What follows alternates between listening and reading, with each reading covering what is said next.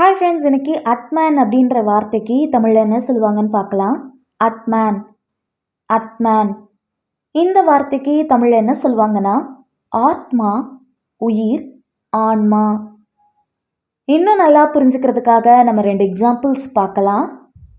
First example, in Hindu philosophy, Atman refers to the inner self or soul.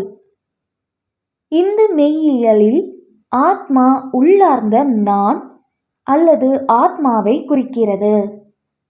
Second example, the realization of Atman is a key goal in spiritual practices. ஆன்மீக பயிற்சிகளில் ஆத்மாவின் உணர்வு ஒரு முக்கிய இலக்காகும். இன்னொரு வீடியோவில் வேற ஒரு ஆங்கில வார்த்தைக்கு தமிழில் என்ன சொல்வாங்கன்னு பார்க்கலாம். அது வரைக்கும் பை.